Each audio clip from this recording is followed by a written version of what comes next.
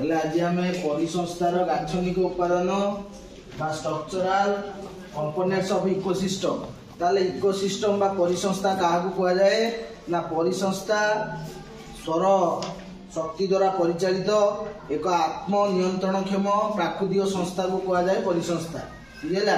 तेणु जीवमंडल हूँ सबुठार बृहत्तम परिसंस्था एवं ये जीवमंडल में अनेक छोट बड़ परिसंस्था रही यथा ये ना जंगल परिसंस्था जहाँ कह जाए फॉरेस्ट इकोसिस्टम, तृणभूमि परिसंस्था ग्रासलैंड इकोसिस्टम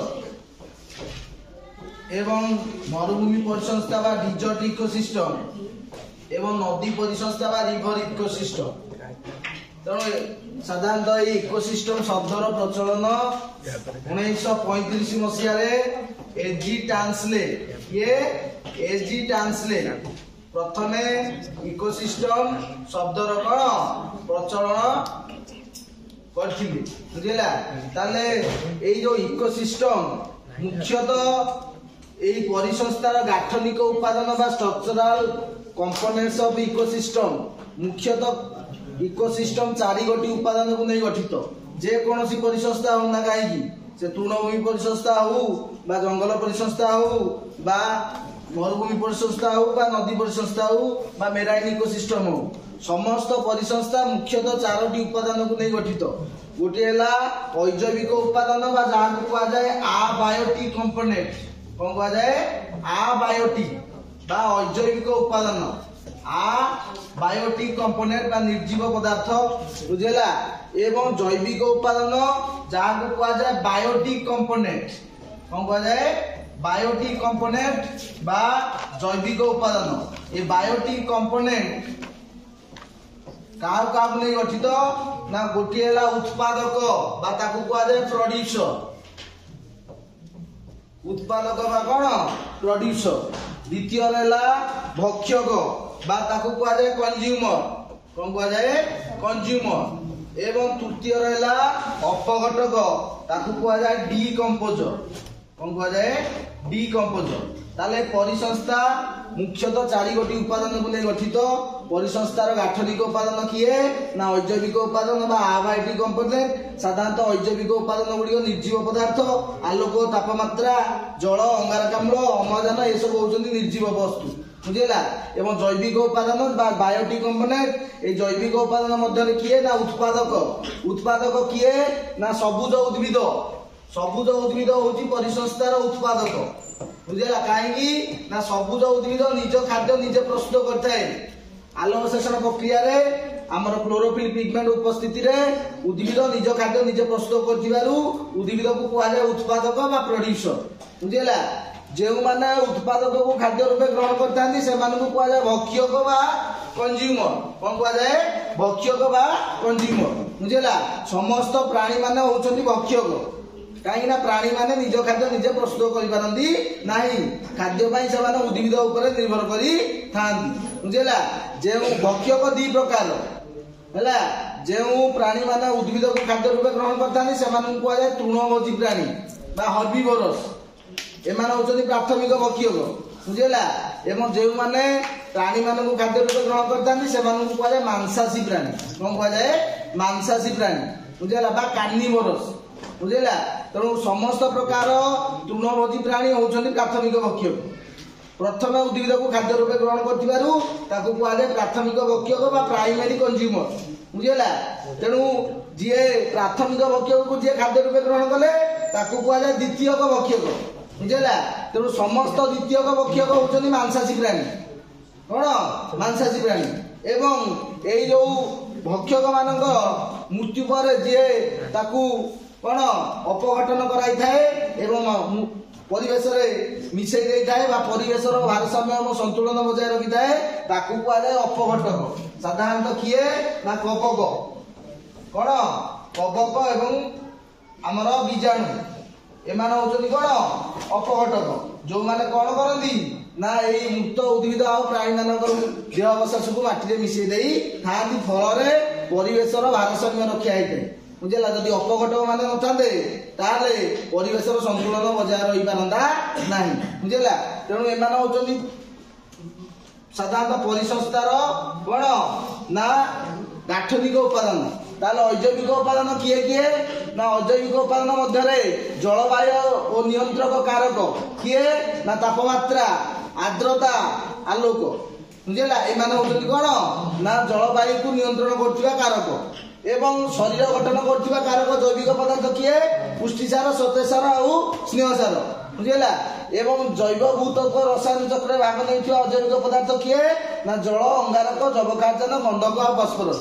এই অজৈবিক আর জৈবিক পদার্থ মধ্যে সমন্বয় রক্ষা করে পরিসংস্থারে জীব বঞ্চিবা সম্ভব হয়ে। যদি এই অজৈবিক উপাদান গুড়িক নথান্তে, যদি আমার মনেকর গোটে পোখরী পরিসংস্থারে বুঝলা অজৈবিক উপাদান কিয়ে আলোক অছি, জল অছি, বুঝলা, তেণু এবং তাপমাত্রা, তাহলে এইমানকু বিনিযোগ করিকিনা উদ্ভিদ খাদ্য প্রস্তুত করুছি। তেণু অজৈবিক উপাদান এবং জৈবিক উপাদান মধ্যে এক সমন্বিত ক্রিয়া দ্বারা পরিসংস্থারে জীব বঞ্চিবা সম্ভব হয়েছে। যদি অজৈবিক উপাদান নথান্তা, যদি অক্সিজেন নথান্তা আটমোস্ফিয়রে, তাহলে আমি বঞ্চি পারতে নাই। যদি কার্বন ডাইঅক্সাইড নথান্তা, তাহলে উদ্ভিদ খাদ্য প্রস্তুত করিপারতা নাই।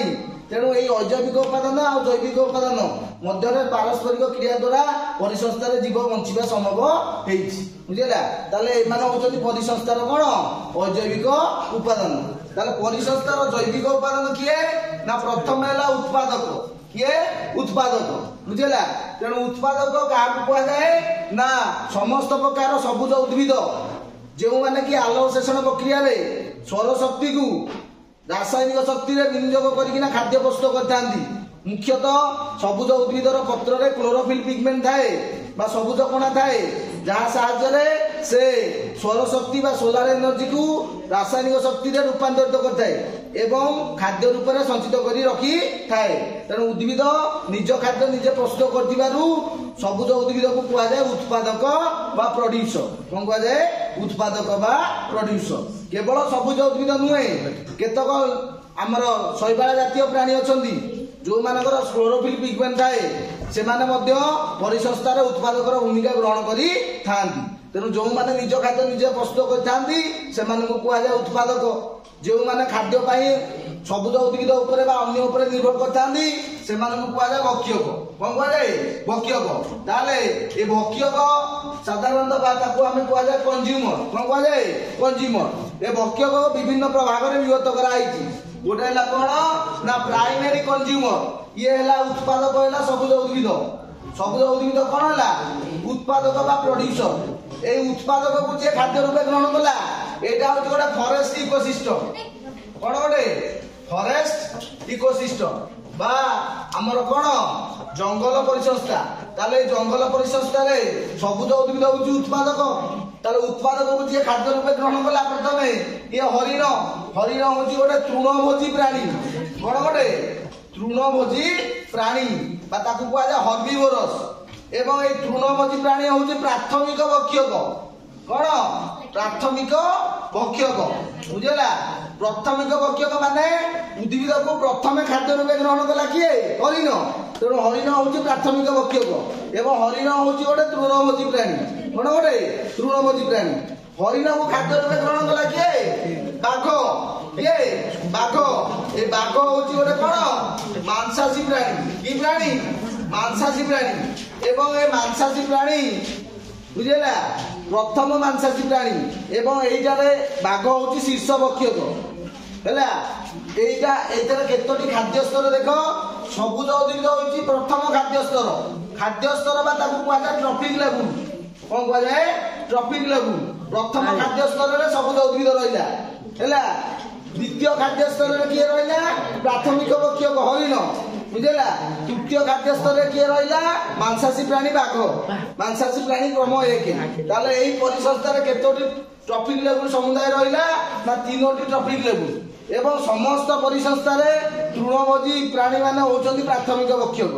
সমস্ত প্রকার তৃণভোজী প্রাণী মানে প্রাথমিক ভক্ষকর অন্তর্ভুক্ত এবং এମାନେ হচ্ছেন দ্বিতীয় খাদ্য স্তর। বুঝলা, এবং মাংসাশী প্রাণী হচ্ছে কোন? দ্বিতীয় ভক্ষক, সেকেন্ডারি কনজ্ୟୁମର এবং এମାନେ হচ্ছেন তৃতীয় খাদ্য স্তর। কোন? তৃতীয় খাদ্য স্তর। তেণু ভক্ষকକୁ সাধারণতঃ প্রাথমিক ভক্ষক, দ্বিতীয় ভক্ষক এবং শীর্ষ ভক্ষক। তাহলে এইটা আমি গোটে দেখ, এইটা হচ্ছে গোটে গ্রাসল্যান্ড ইকোসিস্টম। एटा गोटे कौन तृणभूमि परिसंस्था ताले तृणभूमि परिसंस्था रे सबुज उद्भिद होउची उत्पादक बा प्रोड्यूसर होउची प्रथम खाद्य स्तर ताकू खाद्य रूपे ग्रहण कला किए झिंटिका कौन झिंटिका होउची प्राथमिक भक्षक एवं ये होउची कौन तृणभोजी प्राणी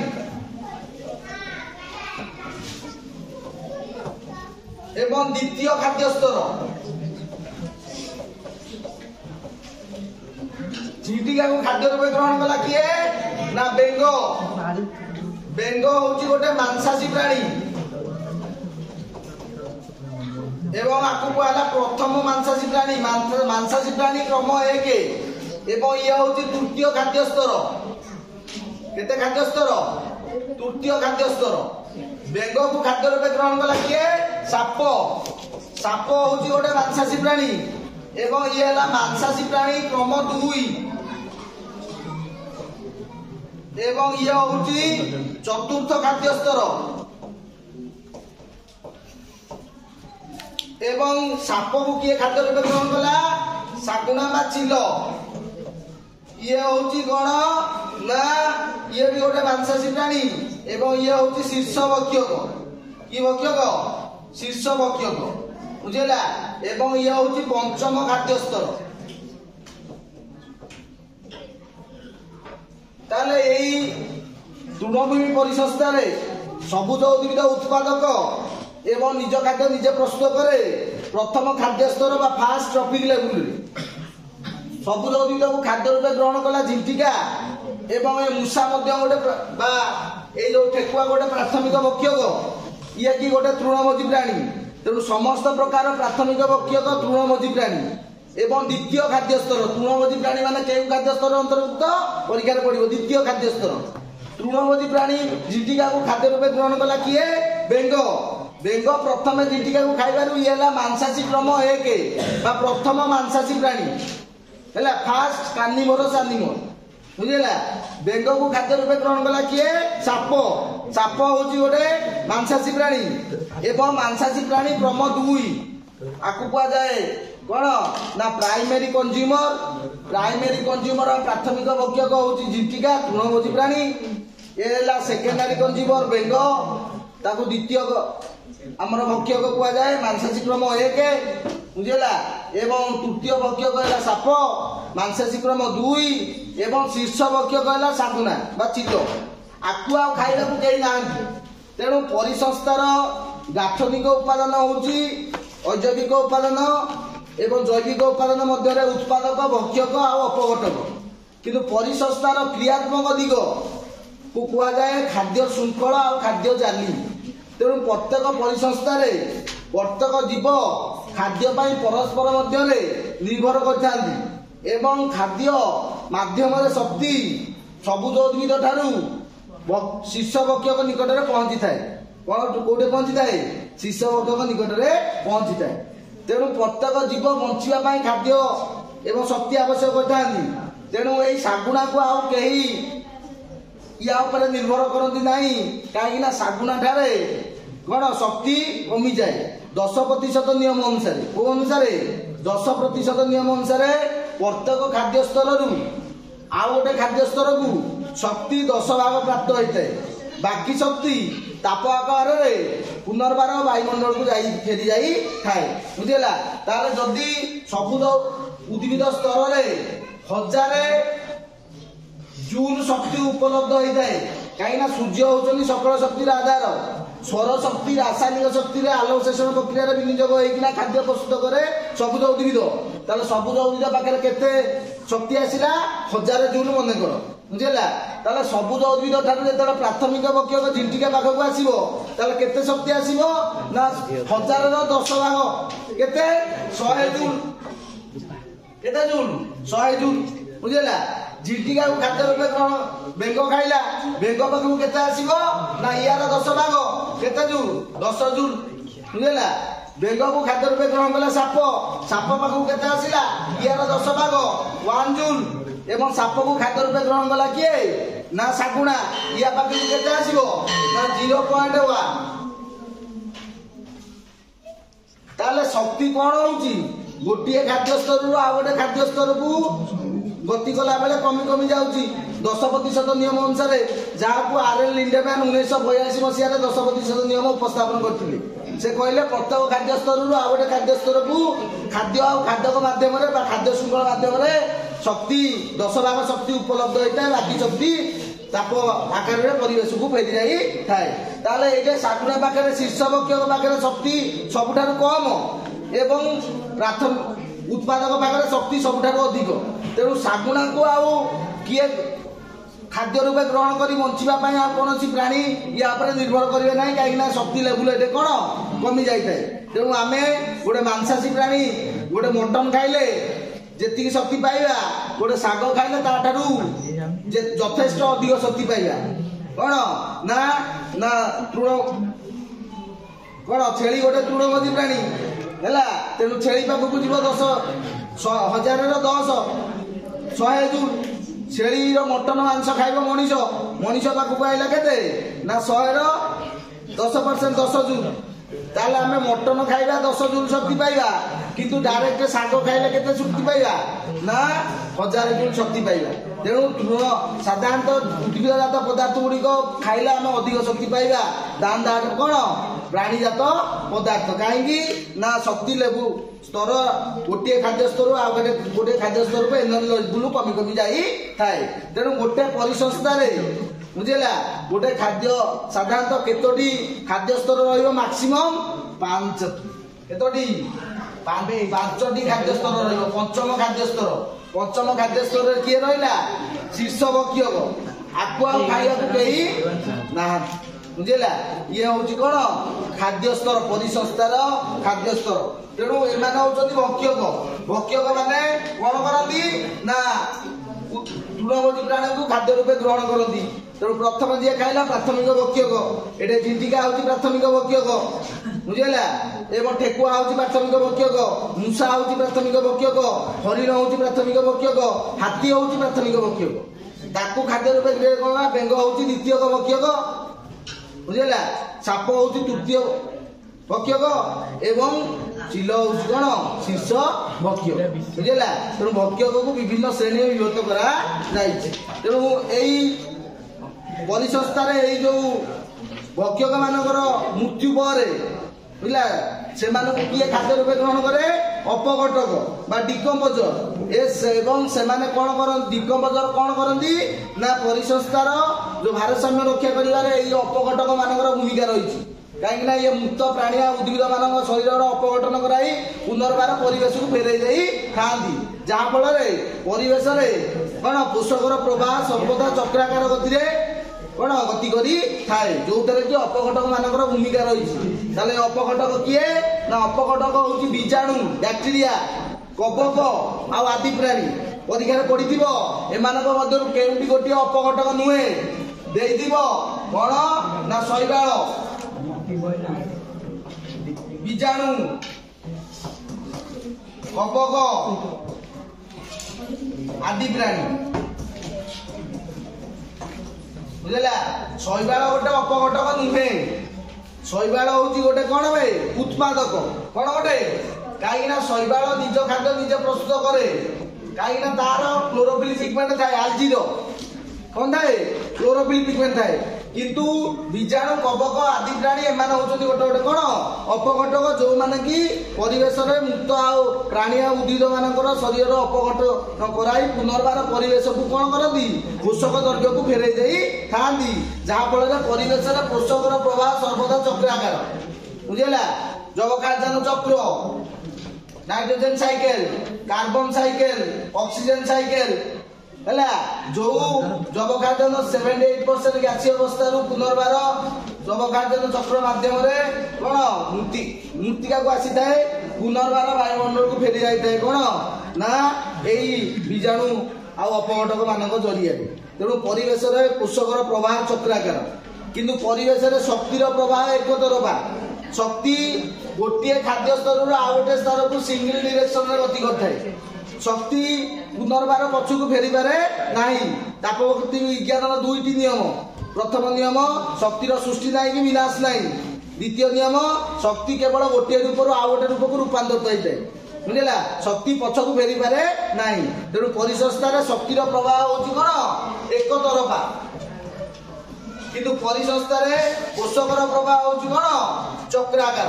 कोन चक्राकार फल ये अपघटक माने परिसंस्थार जो पोषक को कोन सीमित रखिबारे कोन मुख्य भूमिका ग्रहण करथान। जो ऑक्सीजन 21% रही से ऑक्सीजन पुनर्बार से 21% कोन रहुछि, जो कि अपघटक मान भूमिका कोन गुरुत्वपूर्ण। तेणु परिसंस्थार गाठनिक उपादान होछि अजैविक उपादान, उत्पादक, भक्षक और अपघटक। एवं परिसंस्थार क्रियात्मक उपादान किए ना क्रियात्मक दिग होछि खाद्य शृंखल, खाद्य जाली बा फूड वेब एवं शक्तिर प्रवाह, पोषक चक्र और समस्थिति बुझेला। ताले खाद्य शृंखल एवं खाद्य जाली होछि कोन परिसंस्थार क्रियात्मक दिग। कोन होय परिसंस्थार क्रियात्मक दिग। खाद्य शृंखल कोन ना खाद्य शृंखल रे गोटे परिसंस्थार सबुज उद्भिद उत्पादक ठारू खाद्य कोन विभिन्न स्तर देई कोन ना ए जो शीर्ष भक्षक निकट में पहुंचता है आपको कहा जाए कोन खाद्य शृंखल। जड़े जन को खाद्य रूपे ग्रहण करते जीव बंचाई परिसंस्थार खाद्य उपर निर्भरशील कहीं खाद्य जरिया शक्ति कोन ना परिसंस्थार यातायात हो थाए बुझेला। तेणु एठारे सबुज उद्भिद होउछि उत्पादक एवं झिंटिका होउछि प्राथमिक भक्षक, बेंग होउछि द्वितीयक भक्षक, साप होउछि तृतीय भक्षक एवं सागुणा होउछि चतुर्थ शीर्ष भक्षक। कि भक्षक शीर्ष भक्षक। एवं उत्पादक खाद्य रूपे ग्रहण कला प्राथमिक भक्षक तृणभोजी प्राणी, तृणभोजी प्राणी की खाद्य रूपे ग्रहण कला द्वितीय भक्षक मांसाशी प्राणी, ये मांसाशी क्रम 1।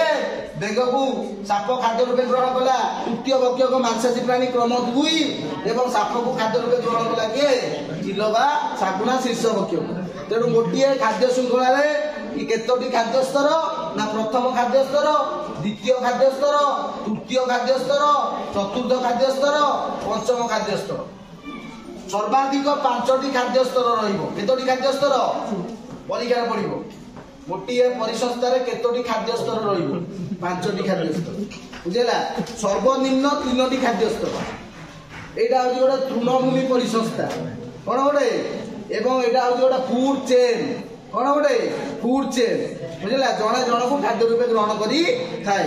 जेते बेले एकाधिक फूड खाद्य कोन होय एकाधिक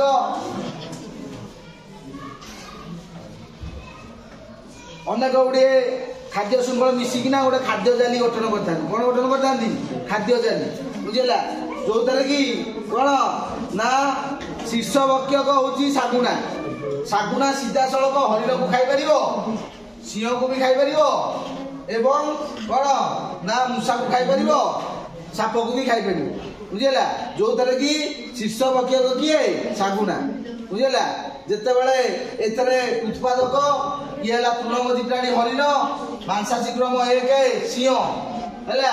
तेणु जो द्वारा कि गोटे सिंगल डायरेक्शन रे कोन खाद्य स्तर गुड़िक रहिबे नाही खाद्य जाली रे हैला। काहेकि ना ये शीर्ष भक्षक आकु खाई परिबो, शीर्ष भक्षक आकु खाई परिबो, शीर्ष भक्षक भी एठे कोन ठेकुआ को खाई परिबो, साप को खाई परिबो बुझेला। जहा फल अनेक गुड़े खाद्य श्रृंखल परस्पर सहित छंदा छंदी होना गोटे खाद्य जाली गठन करता। तेणु खाद्य श्रृंखल और खाद्य जाली परिसंस्थार क्रियात्मक दिग फंक्शनल एट्रिब्यूट्स ऑफ इकोसिस्टम। परिसंस्थार गाठनिक दिग किए अजैविक उपादान, उत्पादक, भक्षक आउ अपघटक। तेणु परिसंस्थार जीव बंचाई उभय जैविक और अजैविक उपादान मध्य एक पारस्परिक क्रिया द्वारा जीव बंचा संभव होता है। तेणु जीवमंडल अनेक गुड़िए छोट बड़ परिसंस्था को नहीं गठित। परिवेश अनेक गुड़िए छोट बड़ परिसंस्था रही थाए एवं परिसंस्था जीव बंची पारी थाए। गोटे पोखरी परिसंस्था बुझेला प्लव उद्भिद किए प्लव उद्भिद बुझेला। प्लव उद्भिद माने किए ना पोखरी परिसंस्था प्लव उद्भिद कहले फाइटोप्लांक्टन शैवाल जातीय उद्भिद शिउली भली से माने निज खाद्य निजे प्रस्तुत करथांती परीक्षा रे पड़िबो एमानक मध्य केउंटी उत्पादक प्लव उद्भिद गोटे उत्पादक ताकू खाद्य रूपे ग्रहण करे जू प्लांटन अति सूक्ष्म प्राणी छोट छोट पोको ताकू खाद्य रूपे ग्रहण करे छोट माछ ताकू खाद्य रूपे ग्रहण करे बड़ माछ ताकू खाद्य रूपे ग्रहण करे मनुष्य बुझेला तेणु पोखरी परिसंस्था रे जैविक उत्पादन होची एमाने अजैविक उत्पादन किए ना द्रवीभूत अम्लजान अंगारकाम्ल आलोक तापमात्रा जदि पोखरी भितर द्रवीभूत अम्लजान नथांदा पानी रे ताहले माछ बंची पारंता नाही तेणु गोटे परिसंस्था गोटे जीव को अलग करदेले माछ को आमे पानी भितर अलग करदेले माछ जेमती मरि जाउची काहेकि ना से आउ अम्लजान पाई पारला नाही तेणु परिसंस्था जीव कौन जैविक और अजैविक उत्पादन मध्य पारस्परिक क्रिया द्वारा जीव बंचिबा संभव होता है बुझेला परिसंस्था को छाड़ी जीव बंची पारिबो नाही कि परिवेश को छाड़ी जीव बंची पारिबो नाही बुझेला तेणु परिवेश जीव एवं जीवर जीवन प्रक्रिया को प्रभावित करथिबा कारक को नहीं परिवेश गठित हमर एनवायरनमेंट को छाड़ी देले आमे बंची पारिबा नाही बुझेला तेणु पृथ्वी होची सबुठारु बृहत्तम कोन जीवमंडल बुझेला एवं जीवमंडल भितर अनेक गुड़िए छोट बड़ परिसंस्था थाए एवं सबुठारु बड़ परिसंस्था होची किए ना मेराइन इकोसिस्टम समुद्र परिसंस्था बुझेला ऋणभूमि परिसंस्था पोखरी परिसंस्था जंगल परिसंस्था मरुभूमि परिसंस्था एवं सामुद्रिक परिसंस्था कहीं सेठार अनेक प्रकार जीव बसवास करी बुझेला तेणु परिसंस्था जेकोसी परिसंस्था होना कहीं से गाठनिक उपादान मुख्यतः चारोटी कौन समान है अजैविक उपादान उत्पादक भक्षक आउ किए अपघटक ये है परिसंस्थार गाठनिक दिग एवं परिसंस्थार क्रियात्मक दिग है किए खाद्य श्रृंखल आउ खाद्य जाली प्रत्येक जीव परिसंस्थार बंचा खाद्य उपर निर्भरशील ही थाए तेणु खाद्य आउ खादक बाघर खाद्य हूँ हरिण हरिणर खाद्य हूँ उद्भिद बुझेला तेणु हरिण उद्भिद को खाइब एवं बाघ हरिण को खाइब बुझेला तेणु जड़े जनक उपर खाद्य पाई निर्भरशील है तेणु परिसंस्थार शक्तिर प्रवाह एक तरफा एवं पोषकर प्रवाह कौन चक्राकार बुझेला जो थे कि साधारणतः कौन आमर परिवेश भारसाम्य कौन रक्षा ही थाए बुझेला।